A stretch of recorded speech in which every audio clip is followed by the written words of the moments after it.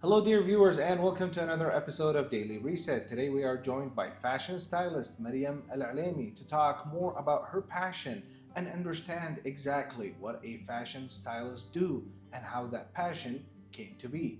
I'm your host Abdulaziz Ismail and we're going to talk more on this matter once we return right after this break. Stay tuned. Hello dear viewers and welcome to the beginning of today's episode as we start today's conversation with our esteemed guest, fashion stylist Maryam Alolaimi. Hello and welcome to the show. Hi, thank you for having me. Absolutely. Maryam, to kind of scratch off the surface here a little bit and before we dive deeper into this conversation, talk to us a little bit. Who's Maryam Alolaimi exactly? Give us a little bit of a bio. Okay, so basically someone who juggles more than one thing at a time. Okay. Someone who is passionate, very friendly, and loves experiencing different things all at once, I guess. Okay. I would put myself in that category. Gotcha. So juggling a lot of things, very friendly, creative as well. That based on my understanding and the little homework I did. I try to do a lot of homework, but time sometimes crunches you up. So to begin with, we know that you are a fashion stylist, correct? So Maryam, tell me, you knew early on that you wanted to work in fashion, right? Yes. What drew you in it, and how did you start or put your foot in the door into becoming a fashion stylist? Okay, so you might not believe me, but the first person who inspired me to go into fashion is my mother. Your mother, She loves fashion, and as part of our culture, she loves watching fashion TV. She has a lot of fashion magazines. So I was so inspired by my mom to follow in her steps, let's say, into being some sort of a fashion designer or maybe involved in the fashion scene. Yes. Yeah. So I remember watching one of the fashion shows on TV, and instead of looking at the models walking, I was looking at the editors that were writing small notes on their notebooks while watching the runway. Okay. So I started researching what are they doing. Why are they making notes? Exactly, and back then there weren't a lot of cell phones, and there weren't a lot of video taking cell phones. Sure. So people were not highly involved in social media. So I started researching about that, and then I learned about the term of a fashion editor. Okay. So basically the fashion editor is a person who gets to know the trends that happen, they note them down, and then they write articles in magazines about them. Okay. And then there's another part of the... Kind of like a critique? Yes and no. Sometimes they would notice the trend. Oh, okay. So gotcha. they would go to each and every show, note down the amount of times they saw that color or that trend. Oh, I see. And then they write their commentary about it in multiple magazines. And then going from there to knowing that there is also a fashion editor for retail. So basically when you go online and you want to purchase something, so like a product or like a dress, a top, you click on the description part. Right. So the description part is the stylist / fashion editor's job to write. Okay. From the fabric to how it is being photographed to what size... the measurements of the piece of... Exactly, and also when it comes to pairing it with what items and what color palette. It is recommended to be paired with and stuff like that? Exactly. Okay. So from there, I got my first job in a retail website in Kuwait, handled by a French fashion director, which she saw that having a fashion editor's job in a retail website is something easy, but having a stylist working with celebrities or working with people or being in the back room doing ironing and doing all those small tasks, it is where the challenge is. Okay. So and yeah, I've never met anyone who was like her before, so I just took it upon myself to just go as much detail as possible and take as much experience, since she came from a fashion school.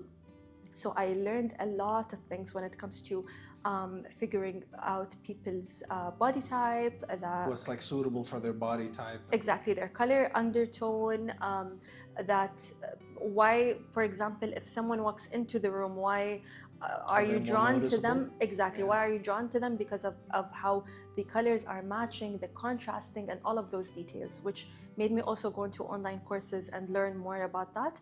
And then I shifted to the magazines world, and then from the magazines world to more retail. Also in Kuwait, like we opened a lot of stores working with high-end brands. Okay. And then I just found myself like running with it. And you're just like in the middle of it, like, oh wow. Exactly. Yeah. And while I was doing that, I was in college. Okay. I was studying, first I was in finance, and then I was like, finance is so not me. Not your cup of tea. Exactly. So I just went into PR and marketing. Okay. And So you switched major? Yes, Gotcha. I did. I switched majors, and I tried to make both work. For example, I used to go to work at 8 a.m. and then go to my classes at 1 p.m. Okay. So you were definitely juggling, like you said in the beginning. Yes. Yes, I was pretty involved, يعني, in different private events, in different private events when it comes to brands in Kuwait as well. Like a lot of major retailers here in Kuwait, a lot of websites that sell clothes, and I started basically my career 14 years ago. Okay. And it was like blooming, one thing to another, one client led me to another, and this is all before social media. Okay, so you actually took the hard road. Yes. Because you didn't have a lot of tools that are available today. Exactly. And as a, let's say, like a Kuwaiti that comes from a bit strict family, sure. It was not easy, like showing your work on social media. Okay. So I do have the most respect for my family and my family name. There was a bit of a struggle to convince them? Of course. Okay. I remember one day my dad showed up in like at where I work. Oh, wow. And he met the French director. He just wanted to make sure that I was safe. A safe environment and exactly. suitable for you. Exactly. So from that point on, I tried to involve my family as much as I can with everything that I do when it comes to fashion, even inviting them to like the private events. Okay. And then like slowly easing them into it. Exactly. And then they loved it. And they were so proud. Okay. When people start asking me questions, they know what I'm talking about. They respect the knowledge that I have and that I can help them. Today, as a stylist, I'm not more of a police, fashion police, okay. I would say. It's more of someone who helps you be more confident. Through the color coordination and the outfit that you wear. Exactly. Also, the way that you look at yourself. For example, I have a lot of clients who were pregnant and then they gave birth and then they don't recognize themselves anymore. Okay. So I'm not a like what do you call it, a life coach. I wouldn't like tell her to go to the gym and do this and do that. It's not my place.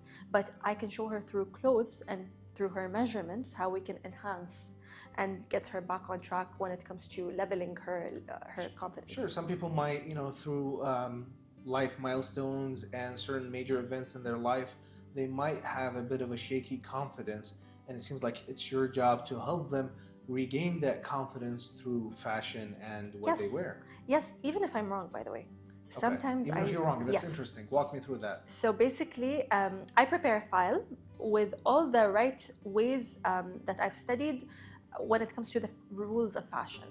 Sometimes the clients are too scared to take these kind of color palettes or cuts, and I respect that.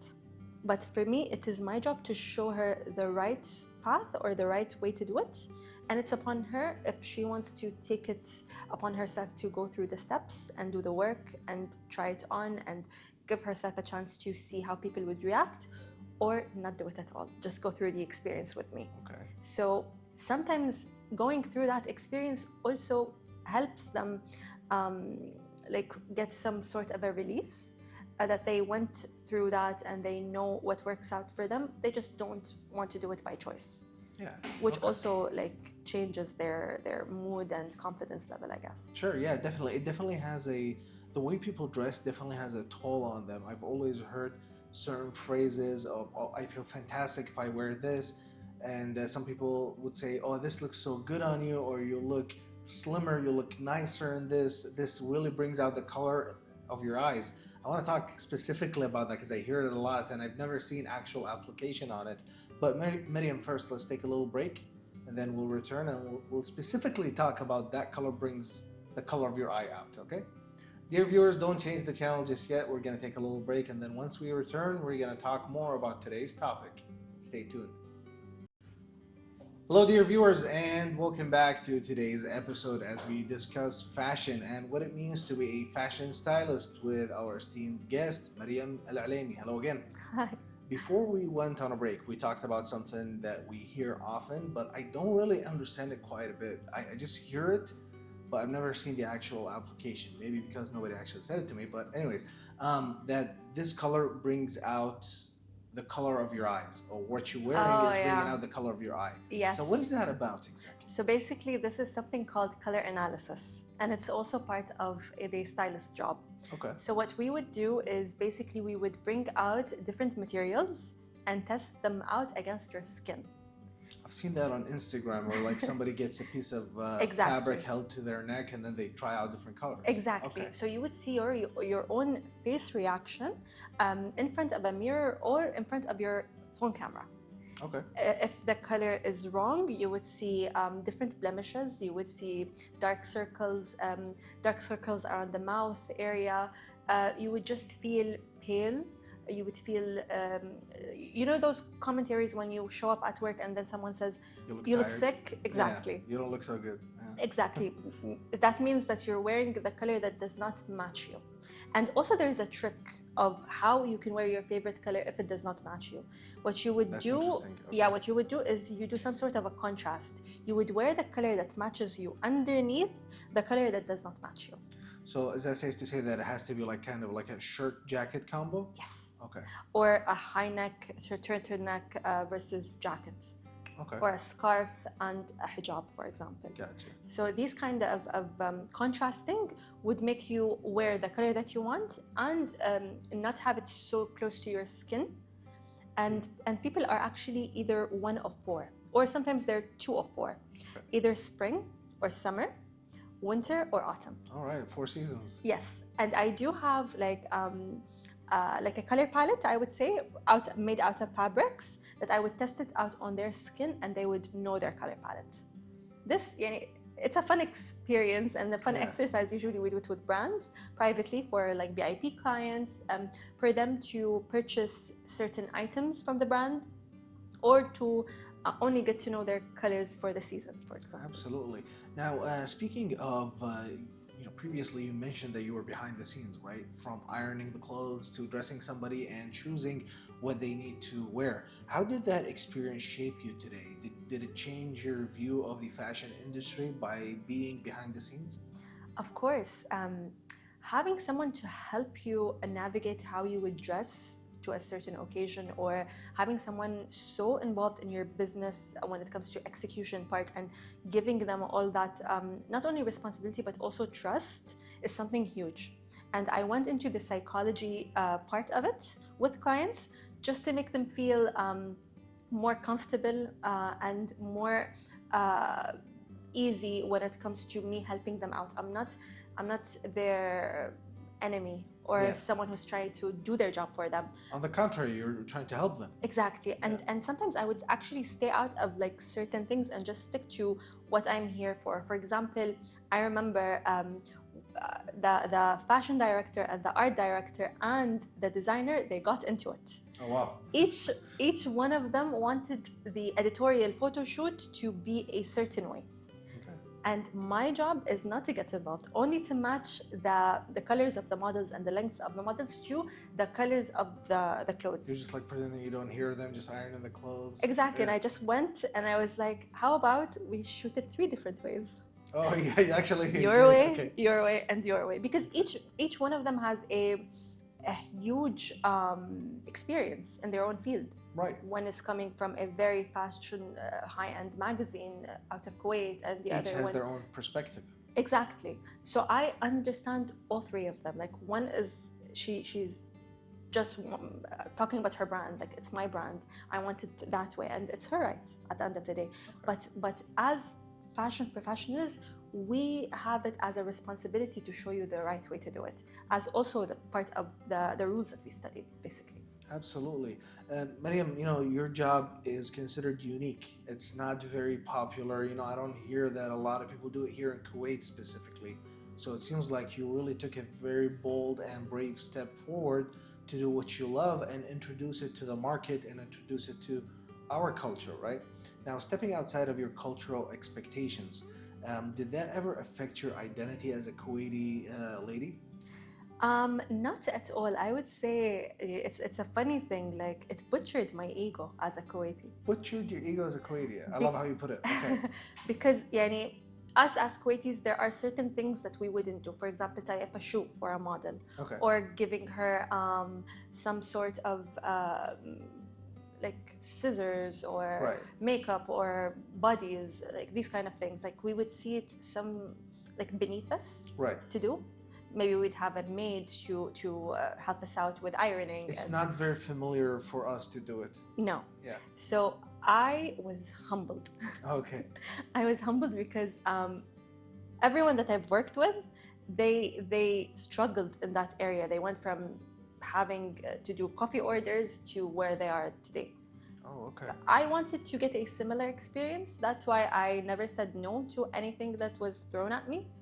And then it made me actually better as a stylist. Sure. Like, they would relate to me more. They would put aside that I'm a Kuwaiti. Yeah. And I get, like, most of the time, are you fully Kuwaiti? I'm like, yes, I am fully Kuwaiti. They kind of There's- question that when they see you doing this. Yes, type there's of some work. sort of a stigma to it. Yeah. So I always tell them that it does not matter online how it looks like on your account and on social media. You're the person behind the person that needs to shine. You're the person behind the brand. You're the person behind the celebrity. You're the person behind the client. You're behind the scenes, but you're pushing everything forward to succeed. Exactly. Yeah. And the way that you would gain clients is by referrals, never by advertising. Okay. I was introduced. Does it not work for your expertise, or is it just the way it is? I would say, nowadays it's very difficult because when you post about something, when it comes to styling, and then you get real clients, and then you don't have the experience to match those questions or those struggles, and then you would get a huge following out of it and expectations, and then your end result does not match what you're talking about or what you're preaching. Gotcha. So you none come of it, off as not very confident in what you're doing. None of it matters, honestly. So to me, having referrals as clients, people that see your work, people that see the execution of your job, if it was a photo shoot or if it was a client that went from size A to size B, these are your real clients. And these are the clients that understand the terms, not only want to take a picture. And our job is like, it's so many hours. It's exhausting. You don't want a camera in your face. Yeah, absolutely. In those moments. So like, get that thing out of my face. I don't want to see it. Yeah. I sometimes, like, during styling events in the stores, the cameraman, he also the girls, they get upset a bit because I'm not as involved with the camera as. And they're trying to get shots of you and trying to come behind the scenes. Exactly, and they're trying to give me footage. Absolutely. Because that's why I hired them. You gotcha. So you get upset with them and you're just trying to kind of... I'm like, yes, just back off, stay away, let me fix this, let me do this, let me bring that. Because small things happens and it's part of your job to fix it. Yeah. If it was a tear, if it was a shoe missing, if it was, like, you just have to be running all the time. Absolutely. So your active type of job does not need any interruptions of no cameraman trying to push it in your face and get shots of you. Luckily, our cameraman is very nice and he's just sitting there with his camera ready to yell cut and tell me that this segment is over, so we're gonna go for a break and then we're gonna return once again, and our nice cameraman is gonna hit the roll button. Dear viewers, don't change the channel just yet. We're gonna take a little break, and then once we return, we'll talk more about our esteemed guests' field of expertise. Stay tuned. Welcome back, dear viewers. We are back once more with our esteemed guest, Maryam Alolaimi, to discuss her special and unique passion in fashion styling. Now, Maryam, we have kind of discussed how your family reacted to your passions, how they attended events to make sure that you're doing okay, this is suitable for you. But you said that you invited them. You made sure that you to invite them. But let's talk a little bit about those expectations, right? You have your personal goals and you have family expectations. Sometimes they don't meet, right? So how did you, if you don't mind me asking, how did you deal with that? How did you balance that aside from inviting them? By explaining basically what I do and how much it means to me and how much it shaped me as a person. For them, if I'm busy doing that, it's actually something good for me. Like I'm not busy going out with my friends or busy doing something that they don't approve of. It's more of me getting busy with my own self, and then they want to know what's the end path of it. For example, what's your future looking like? Exactly. For example, when I was in college, they would push me to graduate. Okay. But I did not want to graduate because I was taking it steady and slow. You tried to stretch it? Yes. Okay. I tried to stretch it as much as I can. And then once I graduated, I actually got my first job as a manager in an agency. Okay. So it is also something unusual to have as a fresh graduate. But because of all that experience that I had, they saw that there is even no way for us to like have an interview to surpass. He just wanted me to handle the client servicing department and the execution part of it. But it was for like FMB. Okay. So what I did is I applied. If we could just get an explanation of FMB for the dear viewers. So it's food and beverage industry. Sure. Since it's one of the biggest industries in Kuwait. So basically what I learned in fashion, like all the rules or the regulations or the expertise that I have, I just had to shift industries and just apply everything that I learned into that industry, and it worked out really well for me. Like my clients in food and beverage, they trust the work that I do in food and beverage because of the work that I've done in fashion. They saw the end results of your job at F&B jobs, and then they're like, oh, okay, then if she wants to do it in fashion, I believe that she can actually do it. Exactly, and the other way around. Okay. So I don't advertise my work on my page in food and beverage. I'm mostly behind the restaurants. Mm-hmm. So when they see the kind of work that I do in fashion, they actually trust me with their brands. Okay. And they trust the work that I would do and how I would manage their brands and change it or shift it or execute for them, basically. Gotcha. Yeah, absolutely. So it seems that you speak with a lot of passion and confidence about what you love, and based on your clients' reaction, they trust you from one type of a career to another because they've seen that your end results are always satisfactory. But I'm just trying to nitpick here and see how solid your mindset is in regards to what you love. Okay. Yeah. Now, you don't have a very usual path, once again, right? So let me ask you this. What mindset helps you when your path doesn't really look like others? Because, in Kuwait, everybody's just an engineer or whatnot. I would actually tell them that I know that there's a end goal for me. Like, at the end of the day, I'm going to be opening my own styling company. So you focus on the goal? Yes. And also, I believe in whatever is meant to be will be. So I take it one step at a time. I get busy with meetings. When shifting into another industry, it's not as far from what I actually do. Okay. I enjoy both industries, but my identity is more towards the fashion work that I do. Just because it's more involved with models and coloring and like these type of fashion terms, let's say. I'm more leaning towards fashion more than food and beverage if I had to choose. Okay, more towards fashion. Fashion, yes. More than F&B. Definitely. Okay, because I believe you 100% because based on the things that you had to do and how you said that it grounded your ego and you had to do the ironing and fetching and all that to reach your passion and reach your goals. Definitely refreshing and exciting to hear that Kuwaiti talents such as yourself are willing to go through above and beyond to reach their goals. Now, for somebody who's, let's say, who's trying to step into your shoes, right? They're trying to reach their unusual dreams, their unique dreams. Do you have any advice or maybe a small guide for them to start with? I would also, I would always ask them to go for it. Okay. Point blank. Do your research online. Apply to whatever college you want to apply to. If you're passionate about being a chef, or if you're passionate about drawing or sewing, I get these kind of questions and DMs from people all the time. Use social media to your own benefit, because as someone who was like in college, I got DMs from people from Dubai, like from the styling team in Dubai, from Paris, from Milan. I used social media in the right way, and it all like brought us closer together, I would say. So nowadays it's way easier than it used to before. Now you have acceptance, you have opportunities. Before, I don't know how it happened, but it happened.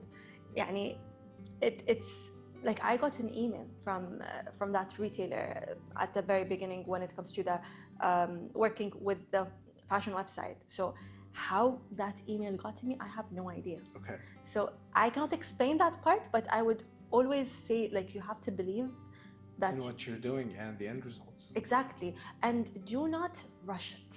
Okay. I get those comments all the time, like from fellow stylists or fellow brand managers or content creators, that they always want to chase a trend, that they always want to climb up the ladder very easily and very fast. And why are you take some shortcuts? Exactly. And then I get some calls. How did you get in contact with that brand or worked with this brand? And it's not about me getting into contact with them. It's about them realizing the talent, the skill, the execution that they are actually looking for in order for me to excel at what I do, basically. So they just have to focus on themselves and excel at what they do. Absolutely. Maryam, in the very beginning, you mentioned that you're somebody who juggles a lot, right? Juggles a lot of stuff. It seems like you multitask. Sometimes you're, for lack of better terminology, all over the place, right? So okay. Once again, lack of better terminology. So what is the one habit that helps Maryam Alolaimi stay grounded, that she practices? Okay, so when it comes to slowing down, yes, is going to a gym and practicing some sort of exercises that are slow. Okay, slow exercises. Yeah, such as like reformer, Pilates, all of these things that help you ground yourself. And also, I love journaling. I love writing. I love listing down my goals, listing down the things that I know that I'm going to reach and do, and it keeps me grounded. And meeting my friends that have similar passions, that have a similar workflow, that excel at their jobs, that work with similar brands. They have the same struggles, they have the same mindset, and I would not be scared of some sort of any resentment or commentary or not understanding where I come from, basically. So what you're saying is that it's okay to take a step back, relax, kind of recharge. Absolutely. Yeah, journal, maybe go to the gym, whatever works best for you. And you pointed out something really important. You hang out with like-minded people. Yes. It's people who share your passion, so you can learn from them, they learn from you. And another thing that you mentioned that I liked is that you're not afraid of resentment from them. No, you take it as advice, you take it as you're sharing experience and you're learning from each other. Exactly. Maryam, definitely learned a lot from you today. Unfortunately, our time has come to an end. I want to personally thank you for being with me here today. Thank you so much for having me. Absolutely. Dear viewers, you heard it here from today's guest, Maryam Alolaimi, in regards to following your dream and being a stylist. This has been Daily Reset. Take a breath and reset.